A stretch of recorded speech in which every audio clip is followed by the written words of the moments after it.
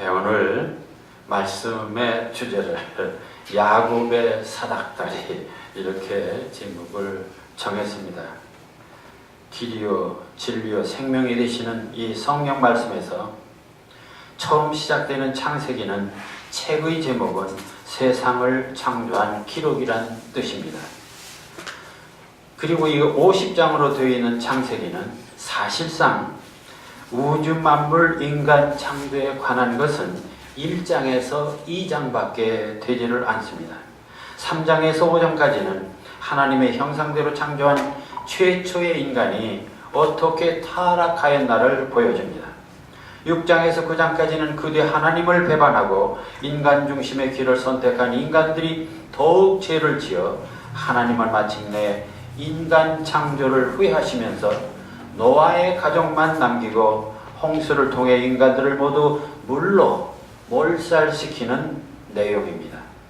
그런데 10장에서 11장까지는 그 유일하게 남겨뒀던 노아의 가족들마저도 몇 대를 지나자 셈의 후손들을 제하고는 모두가 물질과 세속으로 치달아 도시 문명을 세우고 마침내 하나님께 도전하는 바벨탑을 쌓게 됩니다.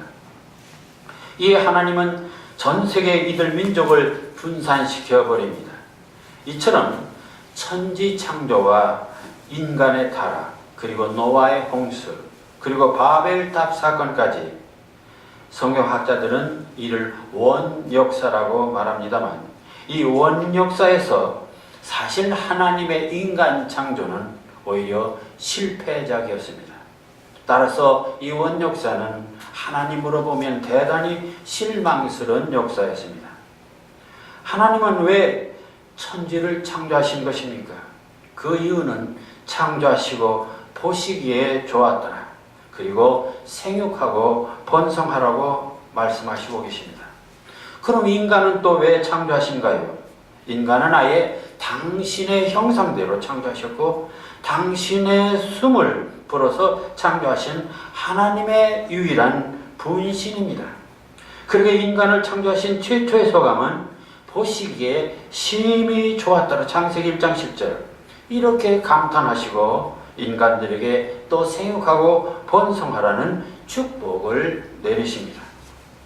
이처럼 인간들은 다른 사물들과 달리 특별한 하나님의 분신으로 창조했는데도 불구하고 인간들은 에덴에서부터 배신과 타락을 시작했습니다. 그래서 에덴에서 쫓아도 받고 물로 심판도 해보았지만 여전히 인간들은 구제불능입니다. 그러나 하나님은 끝내 인간을 포기하지 않으시고 배신할 때마다 벌을 주시면서도 용서하시고 타락한 인간을 구원하실 방도를 강구하셨습니다. 그렇다면 인간의 역사는 끊임없이 하나님을 배신하는 타락의 역사이지만 하나님의 인간에 대한 역사는 끊임없이 인간을 타락에서 구원하시고자 하시는 구원의 역사, 즉 구속사가 되는 것입니다. 그 구원의 섭리를 실천하시기 위해서 하나님은 먼저 특별한 가문을 정하시고 그 가문으로 구원 섭리를 완성할 민족을 구성하시게 되는데 그것이 바로 아브라함, 이삭, 야곱, 요셉으로 이어지는 바로 성별된 혈통의 준비와 선민 이스라엘 민족의 인도하심입니다. 성별된 혈통을 설정하신 이유는 바로 속죄의 희생 제물에는 흠없는 어린 양을 택하는 것과 같은 이치입니다. 하나님은 인류 구원을 위한 속죄양으로 성별된 이스라엘 민족을 택하게 되고 그 민족의 혈통을 계승한 예수 그리스도로 하여금 그의 십자가 희생으로 구원 계획을 완성시키려는 구상이었습니다.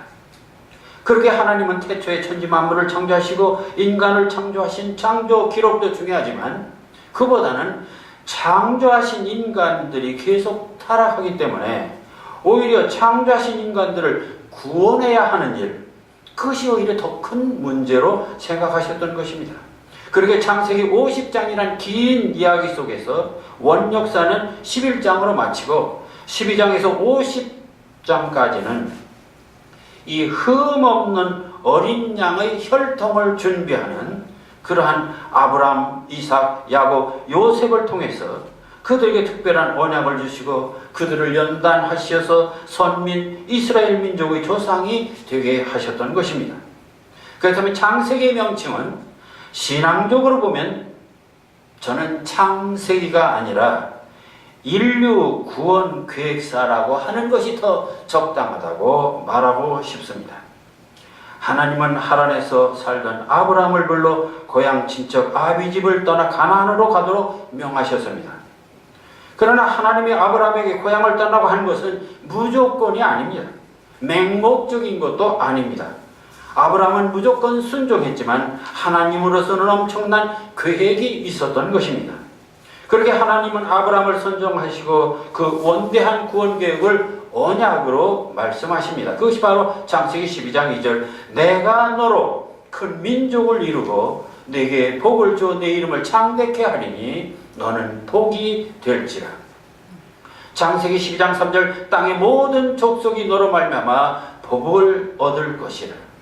하나님은 아브라함에게 큰 민족의 조상, 즉 이스라엘 민족의 조상이 되게 하시고 땅의 모든 족속이 복을 받을 것이라는 언약을 하십니다. 그리고 그 언약은 이삭에게로 넘어갑니다. 하나님은 아브라함에게 큰 민족을 약속한 것처럼 이삭에게도 큰 민족의 조상을 약속합니다. 그것이 바로 창세기 26장 3절에서 4절 내가 너와 함께 있어 내게 복을 주고 내가 이 모든 땅을 너와 내 자손에게 주리라. 내가 내 아버지 아브라함에게 맹세한 것을 이루어 내 자손을 하늘의 별과 같이 번성하게 하며 이 모든 땅을 너와 자손에게 주리니 내 자손으로 말미암아 천하 만민이 복을 받으리라. 이렇게 이삭에게 주신 이 언약은 바로 그 아버지 아브라함에게 약속하신 언약과 동일한 것이었습니다. 그런데 아브라함과 이삭에게 주신 이 약속의 핵심을 대개는 이것은 가나안 땅을 주고 이스라엘 민족의 조상이 되게 할 것이라는 것으로만 이해하기가 쉽습니다. 그러나 그 이면에는 인류 구속의 원대한 계획이 있음을 보게 됩니다. 하나님이 아브라함과 이삭에게 언약하신 이 내용을 자세히 보면 그것은 단지 이스라엘 민족의 조상이 되게 하겠다가 아닙니다. 땅의 모든 족속이 복을 얻을 것이라. 내 후손으로 말미암아 천하 만민이 복을 받으리라. 하나님의 이들에 대한 언약은 단지 선민 이스라엘 민족 국가를 만들어주겠다는 언약이 아니라 땅의 모든 민족과 천하 만민이 복을 받을 수 있는 원대한 구속사적 언약을 추가하고 계셨던 것입니다. 그러나 하나님이 선택하신 이 언약의 가문은 아브라함 가문이라 해도 그 자손에게 모두에게 해당되는 것이 아니었습니다. 그 중에서도 흠없는 의인의 자손만 택합니다. 아브라함에게는 하갈을 통한 아들 이스마엘이 있었습니다. 그러나 하갈은 애굽 여인이어서 이스마엘을 이방인의 흠 있는 혈통으로 보았던 것입니다. 그렇게 하나님은 이 흠없는 아브라함의 혈통을 만들기 위해서 아브라함 100세 그리고 사라 90세에 전혀 아이를 낳을 수 없는 상태에서 하나님은 강권적으로 이삭을 낳게 하십니다. 뿐만 아니라 이삭의 이 순수한 혈통을 위해서 아브라함은 이삭이 결혼하는데도 가나안 이방 여인과 혼인하지 못하게 하고 고향 하란에 있는 동생 나홀의 손녀 리브가를 아내로 맡게 합니다. 그러나 하나님의 언약 가문으로 선정되는 과정은 비록 아브라함 순수 혈통이라도 믿음이 있어야 합니다. 아브라함은 하나님의 말씀에 절대 순종하는 믿음이 있었고 이삭 또한 순종하는 믿음이 있었으며 리브가도 선한 독성을 지녔습니다. 그래야 아브라함에게 있어서 이삭으로 이어진 이 언약의 가문은 이삭과 리브가를 통해서 이제는 제3대 언약의 가문을 선정하게 됩니다. 그것이 바로 창세기 27장에서 36장으로 이어지는 이 야곱의 언약 가문 선정과 그 그 파란만장한 이야기가 되는 것입니다. 성경 속의 인물들 이야기들은 일반 소설과 달리 사실성에 근거한 전기적 서사문학이라고 했습니다. 그런데 놀라운 것은 사실적인 성경문학의 이야기임에도 불구하고 인간적인 감동과 영적인 은혜가 충만한 이유가 무엇일까? 그것은 소설이 아니면서도 소설보다 뛰어난 소설적 구성을 갖고 있기 때문입니다. 그 중에 아브라함 영웅전은 아이러닉 구성과 이삭의 번제 사건을 통해서 최대의 감동을 준 것이었습니다. 또한 이삭전은 리브가를 아내로 맞는 이 결혼 이야기를 통해서 대단히 그 잔잔한 감동을 줍니다. 그런데 야곱 이야기, 이 야곱전은 앞서 형식과는 전혀 다른 정말 일반 소설보다도 더욱 치열한 갈등과 복선과 사기와 권모술수와 야합이 있고 긴장과 절망과 그리고 아름다운 로맨스까지 있어서 비록 10장, 10장에 불과한 문장이지만 사실은 흥미진진한 대하 드라마의 내용을 담고 있는 대단히 정말 방대한 신앙 영웅전이 되고 있는 것입니다. 야곱은 출생부터 아주 흥미롭습니다. 이삭은 40세에 결혼하여 20년을 기다려서 아들을 낳게 되는데 쌍둥이를 낳습니다. 근데 아들은 태중에서부터 싸움질을 합니다. 창세기 25장 22절 그 아들들이 태 속에서 서로 싸우는지라. 이러한 싸움의 캐릭터는 이들이 해산 과정에서도 잘 드러납니다. 창세기 25장 24절에 26 그 해산 기한이 찬즉 태에 쌍둥이가 있었는데 먼저 나온 자는 붉고 전신이 털옷 같아서 이름을 에서라 하였고 후에 나온 아우는 손으로 발꿈치를 잡았으므로 그 이름을 야곱이라 하였으니 에서는 붉고 털이 많다 했는데 이는 대단히 다혈질적이고 대단히 거친 이미지를 줍니다. 그리고 형의 발목을 잡고 나온 야곱이란 말에는 이 빼앗는 자란 뜻도 있어서 결국 장차 장자권을 빼앗을 것을 암시하는 이 복선적 의미를 갖고 있습니다. 이러한 대립된 캐릭터는 그들의 성장에도 잘 나타납니다. 창세기 25장 20절 그 아이들이 성장하며 에서는 익숙한 사냥꾼이었으므로 들 사람이 되었고 야곱은 조용한 사람이었으므로 장막에 거주하니 이처럼 에서와 야곱은 이미 잉태, 탄생, 성장을 통해서 너무나 대조적인 캐릭터를 갖고 있습니다. 이러한 캐릭터는 필연적으로 충돌하게 되며 그것이 소설문학에서는 사건의 발단의 필연적인 요소가 되는 것입니다. 문학의 일상 이야기로 이어가기 달리 흥미있고 감동 있는 것은 바로 이 등장인물들의 특별한 이 성격 대리, 이 캐릭터의 대조에 있습니다. 인물들의 성격이 상반되면 될수록 소설적 효과는 극대화되는 것입니다. 우리 소설에서도 콩쥐 팥쥐가 있고 심청이와 뺑덕어멈이 있고 그리고 춘향이와 변학도가 있습니다. 그런데 야곱전의 이 대립된 캐릭터의 설정은 소설문학을 뺨치고 있습니다. 야곱전에서 인물들이 대립해서 에서와 야곱만이 아닙니다. 창세기 25장 28절을 보면 이삭은 에서가 사냥한 고기를 좋아하므로 그를 사랑하고 리브가, 엄마인 리브가는 야곱을 사랑하였다 했습니다. 아버지는 큰아들을 사랑했고 엄마는 작은 아들을 사랑했다는 말입니다. 우리말에 저 및 가경이라는 말이 있습니다. 들어갈수록 경치가 좋다는 말인데 이 야곱전이야말로 바로 그렇습니다. 따라서 이러한 대결 구도에서 에서와 야곱의 2파전은 마침내 이삭과 리브가가 가세한 4파전을 예상하게 만듭니다. 이러한 구도에서 1차적으로 문제가 터졌습니다. 그것이 바로 야곱과 에서의 장자권 매매입니다. 야곱은 에서가 사냥하고 돌아오는 길목에서 팥죽을 쏘놓고 에서를 기다리다 배고픈 에서가 그 붉은 팥죽을 요구하자 장자권과 바꾸자고 합니다. 이에 창세기 25장 32절 에서가 이르되 내가 죽게 되었으니 이 장자의 명분이 내게 무엇이 유익하리요. 이 대목에서 장자권의 소중함보다는 당장 배고픔에 급급하는 이 에서의 경솔함과 이 단순 무식함을 보게 됩니다만, 또한 야곱의 이 지나친 장자권에 대한 집착을 보기도 합니다. 그러나 구약시대에 있어서 이 장자권이란 에서처럼 그렇게 소홀히 생각할 문제가 아니었습니다. 우선 현실적으로 장자는 부친의 권위를 계승하고 가족을 통솔하는 족장의 권한을 갖습니다.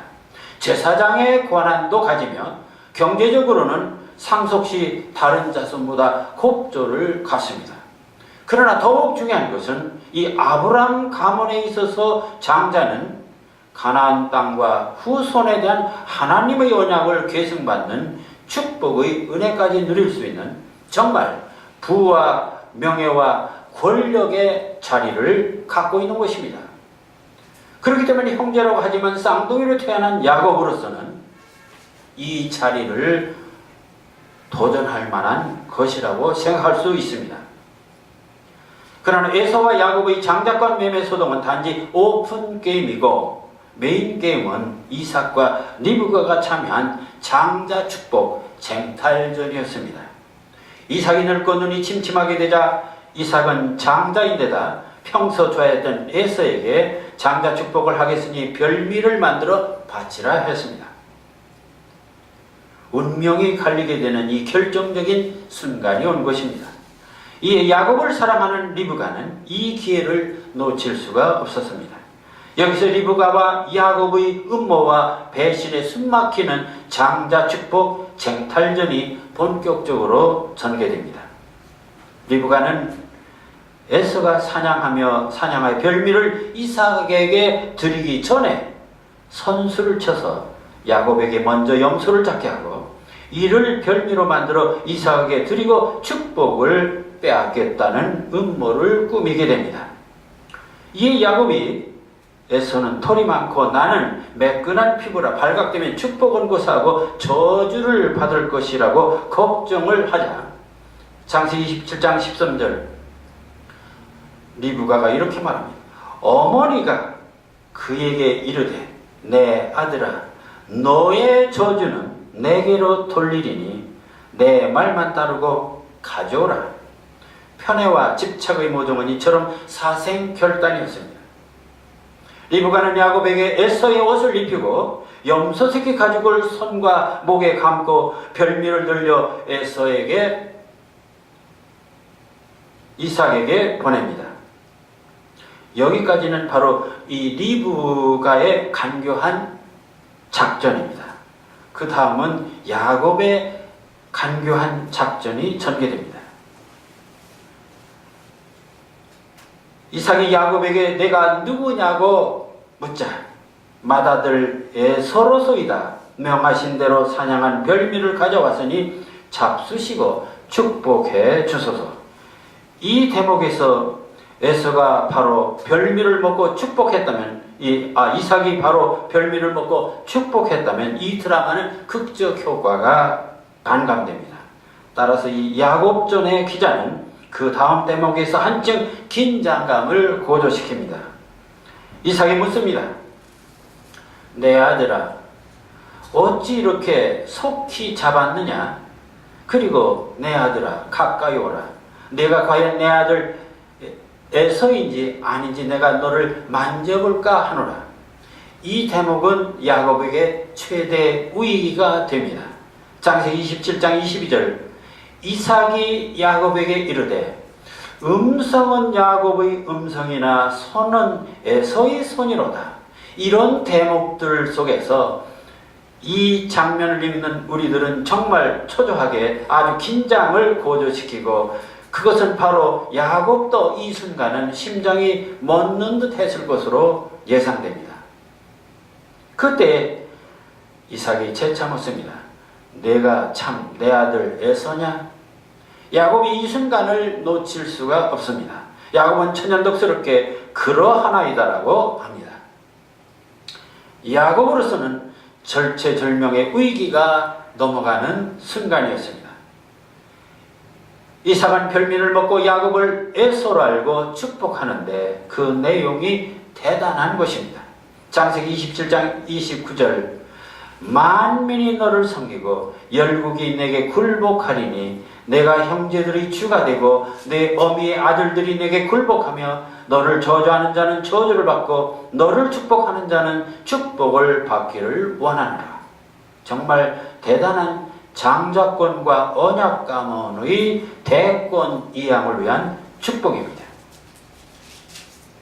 뒤에야 이러한 음모와 배신을 알게 된 에서로서는 분기탱찬, 그 분함이 하늘을 찌를 지경이었습니다. 배고픔을 참지 못했던 것은 본인의 실수라 하지만 그렇다고 팥죽 한 그릇으로 장자권을 요구한 야곱의 교활함을 잊을 수가 없는데 이제는 실질적인 장자에게 주어야 할 축복마저 그의 생목까지 합세해서 야곱에게 도둑맞았다는 사실은 도저히 참을 수 없는 일이었습니다. 에서는 그 부당함을 지적하면서 이삭에게 축복을 애원했지만 이미 축복의 잔치는 끝난 것이고 에서에게는 오히려 저주만 있었습니다. 창세기 27장 39절에서 내 주소는 땅의 기름짐에서 멀고 기름진 땅에서 멀고 내리는 하늘 이슬에서 멀 것이며 너는 칼을 믿고 생활하겠고 내 아우를 섬길 것이며 내가 매임을 벗을 때에는 그 멍에를 내 목에서 떨쳐버리라. 결국 에서는 언약의 감은 후계의 선정의 고배를 마신 것입니다. 이 앙심을 품고 에서는 야곱을 죽이고자 합니다. 그것이 창세기 27장 40절 에서가 야곱을 미워하여 심중에 이르기를 아버지를 곡할 때가 가까웠은즉 다시 말하면 죽을 날이 가까웠으니 그때 내가 내 아우 야곱을 죽이리라. 이를 알아차린 리브가와 이삭은 야곱에게 리브가의 오라버니며 이삭의 친척이 되는 하란의 라반에게로 피신하기를 권합니다. 야곱은 생명의 위협을 느끼며 그가 태어난 고향 가나안에서 부모 형제를 뒤로하고 혈혈단신, 이 거리가 하란까지는 약 900km라고 말합니다. 약 2천리가 되는 거리입니다. 그 머나먼 길 하란을 향해 가다가 브엘세바라는 곳에 이르러 날이 저물자 노숙하게 되는데 거기서 하나님을 만나는 놀라운 꿈을 꾸게 됩니다.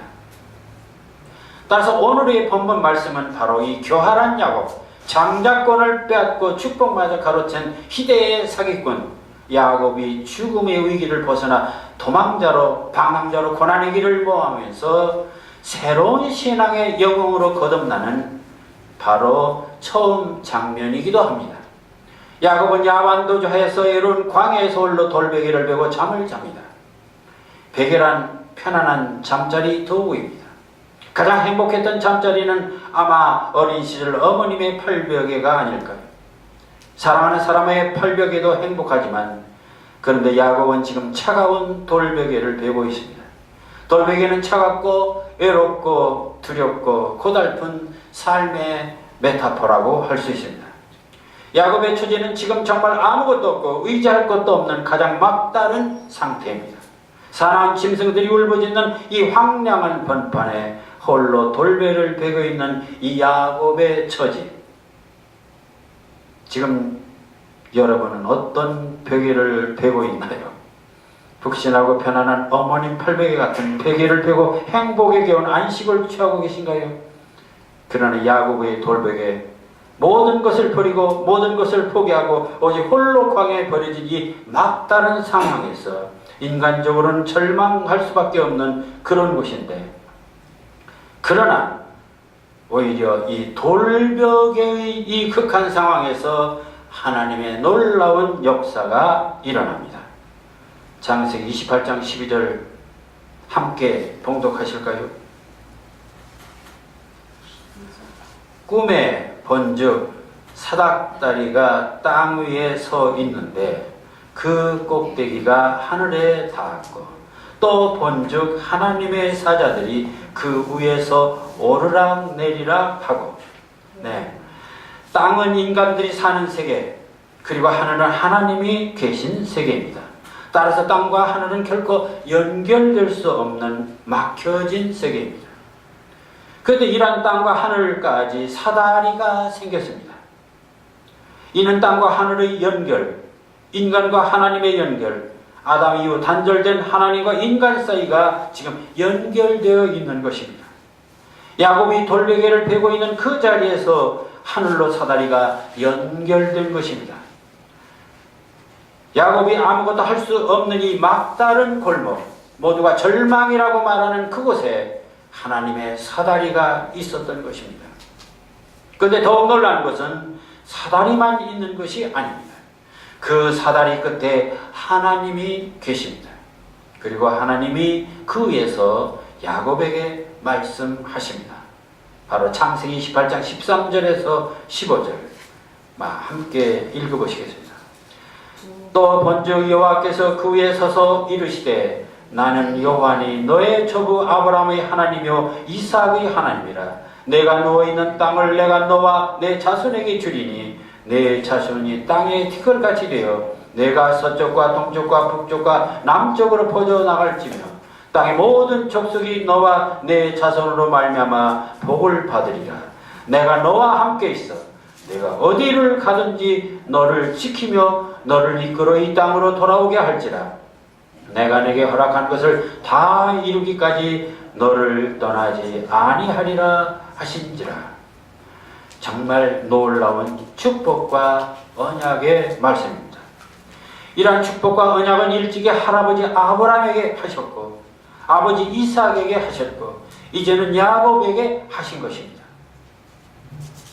아버지 이삭으로부터 축복을 받았지만 이제는 하나님으로부터 분명한 축복을 받아 이 언약 가문의 확실한 전통, 그 후계자가 된 것입니다. 우리는 이 대목에서 하늘 사다리의 의미와 이 시대의 사기꾼 야곱에게 주시는 이 축복의 의미를 보다 깊게 이해할 필요가 있습니다. 사다리는 단절된 두 공간을 연결하는 기구입니다. 그러나 그것은 수평적인 공간을 연결하는 것이 아니라 낮은 곳과 높은 곳을 연결하는 기구입니다. 수평적인 공간의 연결 기구는 그냥 다리입니다. 물론 사다리는 땅에 기초를 둡니다. 그리고 한 단계 한 단계 올라갑니다. 그러게 사다리는 인간의 욕망과 성공과 출세를 상징하기도 합니다. 한 걸음 한 걸음 높은 곳을 향해 가려는 인간의 욕망이 사다리를 통해서 이루어지기 때문입니다. 그래서 사다리만 있으면 인간은 아무리 높은 곳이라도 올라갈 수 있다는 착각을 합니다. 그러나 인간의 사다리는 아무리 좋은 사다리라도 하늘까지 닿을 수 없는 한계가 있습니다. 인간들은 노력만 하면 모든 것이 가능하다고 생각합니다.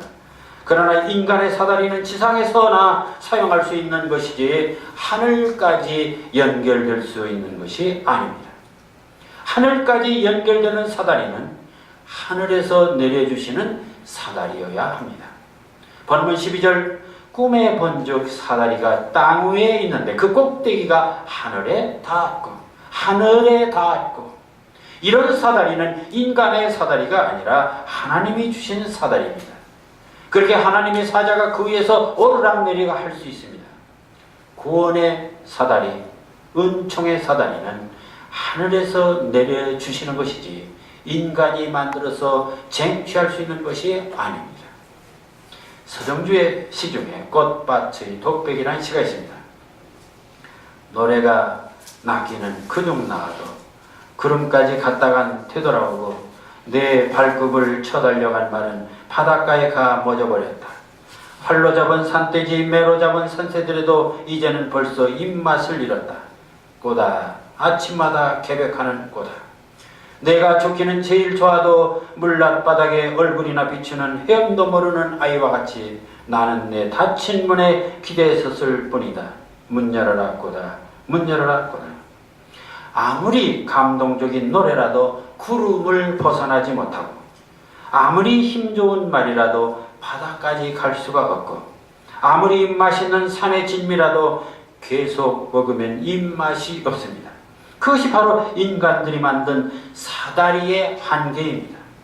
그래서 시인은 문 열어라 꼬다를 계속 절규합니다. 그러나 문은 끝내 열리지 않는 것, 그것이 바로 인간 사다리의 운명인 것입니다. 그러나 하늘 사다리는, 그렇기 때문에 하늘 사다리는 하늘이 내려 주어야 하고, 하늘 사다리를 오르내릴 수 있는 분은 오직 하나님, 그리고 예수 그리스도이십니다. 그리스도만이 땅에서 하늘로, 하늘에서 땅으로 자유롭게 왕래할 수 있습니다. 실제로 예수 그리스도께서는 사람의 몸을 입고 세상에 내려오셨습니다. 요한복음 1장 14절, 말씀이 육신이 되어 우리 가운데 거하심에 우리가 그 영광을 보니 아버지의 독생자의 영광이요 은혜와 진리가 충만하더라. 하나님은 하늘 사다리를 타고 인간에게로 내려오셨습니다. 그래 사다리는 단절된 두 지점을 연결하는 가교입니다. 그렇다면 그리스도는 하나님과 인간의 단절을 연결한 사다리이며, 그래서 이를 신앙적으로 중보자라고 말하고 있죠. 디모데전서 2장 5절에서 하나님은 한 분이시고 또 하나님과 사람 사이의 중보도 한 분이시니 그 사람이신 그리스도 예수라. 에베소서 2장 14절, 그는 우리의 화평이신지라 둘로 하나를 만드사 중간에 막힌 담을 허시고 라고 했습니다. 따라서 야곱에게 보여주신 사다리는 신약에서 바로 화해의 사다리 예수 그리스도로 구체화되고 있는 것입니다. 근데 이 야곱의 초기 이야기만 보면 야곱은 승부욕이 강하고 야비하고 교활합니다. 태어날 때 형이 발목을 잡은 것부터 그 본성을 보여줍니다. 그리고 장자권을 뺏는 방법도 야비했습니다. 어떻게 팥죽 한 그릇 주고 장자권을 달라고 합니까? 어머니와 야합해서 아버지의 눈을 속이고 축복을 받는 장면은 야비한 정도가 아니라 이는 아비를 기만하고 하늘을 기만하는 아주 불효불충한 행동입니다. 따라서 공의의 하나님이라면 마땅히 이 야곱에게 천벌을 내려야 할 일입니다. 그것이 바로 우리들 인간의 보편적인 상식입니다.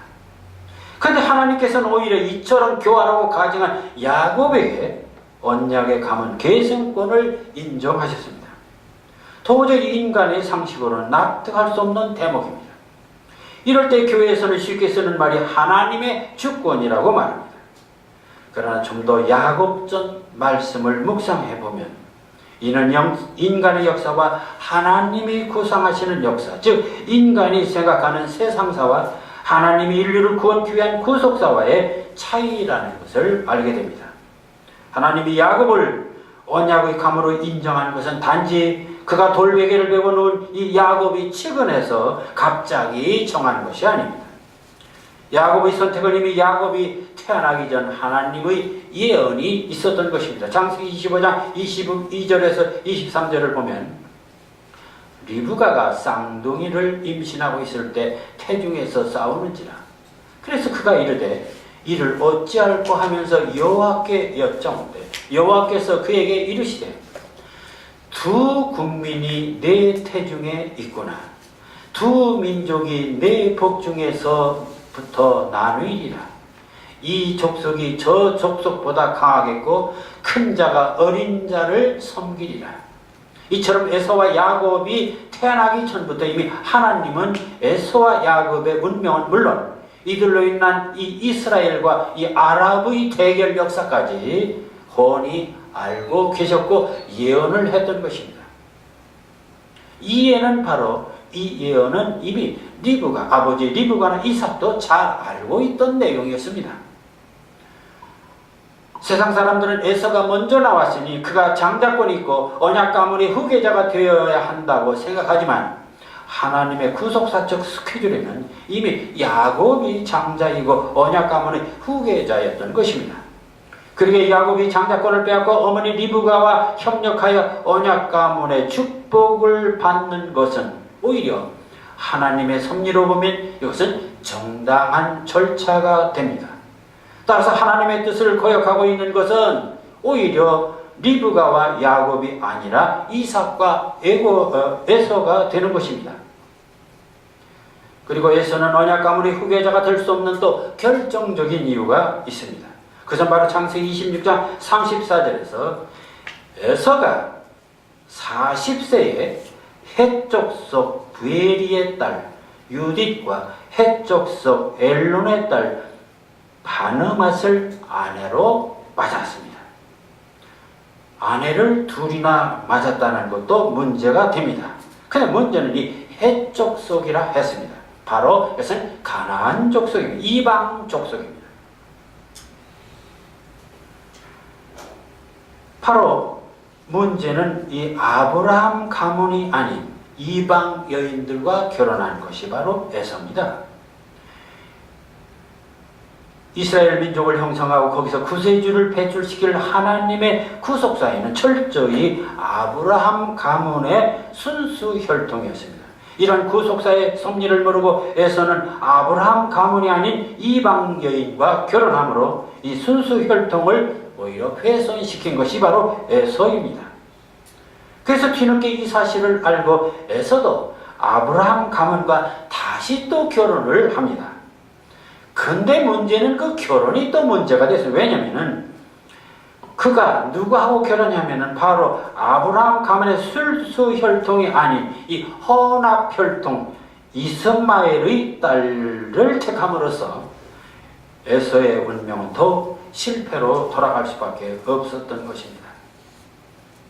자, 이 오묘한 구속사의 섭리를 안다면 교활한 야곱에 대한 오해는 극히 인간적인 판단일 뿐이며 하나님의 구속사적 측면에서 보면 야곱이야말로 구속사의 스케줄에 따라 실천해간 신앙의 영웅적 인물이 됩니다. 특히 에서의 위협에서 야곱을 탈출시키는데 어머니 리브가는 오라버니가 있는 하란의 라반에게로 가라고 합니다. 뿐만 아니라 이삭도 야곱에게 28장 1절에서 이제 너는 가나안 사람들의 딸 중에서 아내를 맞이하지 말고 일어나 하란으로 가서 내 삼촌 라반의 딸들 중에서 아내를 맞이하라. 이 대목은 아브라함이 이삭을 결혼시킬 때와 똑같은 내용입니다. 아브라함은 이삭에게 가나안 여인들과 혼인하지 말고 고향 동생 나홀의 소녀 리브가와 결혼하게 하더니 이삭은 야곱에게 아브라함의 동생 나홀의 증손녀 중에 결혼하도록 합니다. 그래서 이 야곱이 야반도주에서 하란으로 도망가는 길은 구속사적으로 보면 아브라함 가문의 로얄 패밀리, 그 순수 혈통과 결혼을 하기 위해서 떠나는 길이라고 말할 수 있습니다. 물론 이 야곱이 이러한 하나님의 구속사적 섭리를 알고 그렇게 행동한 것은 아닙니다. 그는 자연인 야곱으로 형의 장자권을 야비하게 뺏었고 아버지를 속여 축복마저 탈취하는 현실적으로 보면 교활한 인간이며 그래서 지금 고향을 떠나 머나먼 하란 땅으로 도망가는 처량한 신세입니다. 여기서 하나님과 야곱 사이에 또 다른 운명적 아이러니가 있음을 알게 됩니다. 따라서 야곱의 미래는 이제부터 교활하고 야비한 야곱이 어떻게 신앙의 영웅으로 거듭날 것인가 하는 것인데 그것은 전적으로 돌베개를 메고 유랑길을 걸어가는 지금부터 앞으로 야곱이 어떻게 행동할 것인가에 달려 있습니다.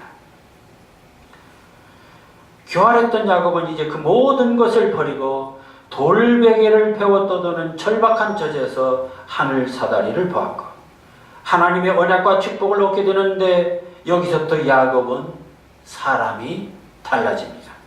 본문 28장 16절에서 17절 함께 봉독해 보실까요? 야곱이 잠이 깨어 이르되 여호와께서 과연 여기 계시거늘 내가 알지 못하였다. 이에 두려워하여 이르되 두렵도다. 이곳이요 이곳은 다름 아닌 하나님의 집이요 이는 하늘의 문이로다. 참으로 놀라운 고백입니다. 정말 이것은 사기꾼 야곱으로서는 표현할 수 없는 완전히 변신된 고백입니다. 야곱은 그제서야 하나님의 존재를 알게 되었고 이 애롭고 척박한 빈들에서 하나님이 계실 뿐만 아니라 자기를 축복하고 동행하시는 것을 알고는 두렵도다. 이곳이요, 여기가 하나님의 집이요 하늘의 문이라는 신앙적이면서도 대단히 시적인 고백을 하게 됩니다. 그래서 야고보는 하나님이 임재한 그 장소를 베델, 하나님의 집이라고 불렀습니다. 사기꾼 야곱이 하나님을 경외하는 신앙인 야고보로 변신하는 극적인 전환의 순간입니다. 하나님께서 임재하시는 것은 어디나 성소입니다. 모세에게 호렙산 불꽃이 하나님의 만남의 장소였고, 사무엘은 실로에 있는 성소에서 하나님을 만납니다. 엘리야는 갈멜산에서 만났고, 요나는 물고기 뱃속에서 하나님을 만나게 됩니다.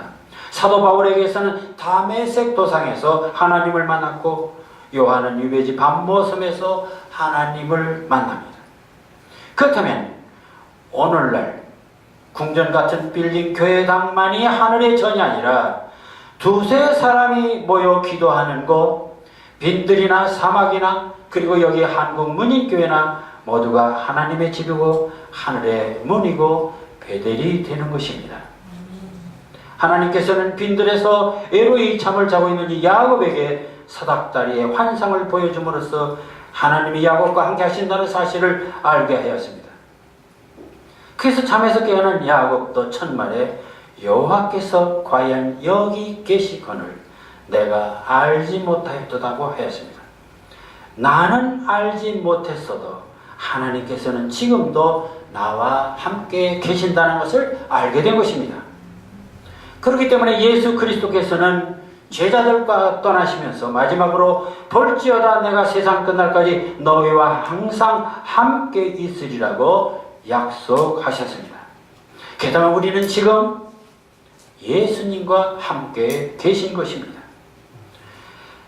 사랑하는 성도 여러분, 하늘에서 내려주시는 하늘 사다리를 보셨습니까? 그리고 그 사다리를 지금도 오르락 내리락 하시는 예수 그리스도를 보고 계십니까? 그리고 야곱에게 주시던 말씀이 여러분 가슴에 들리지 않습니까? 내가 너와 함께 있어 내가 어디를 가든지 너를 지키며 너를 이끌어 마침내 하늘나라로 돌아오게 할지라. 기도하겠습니다.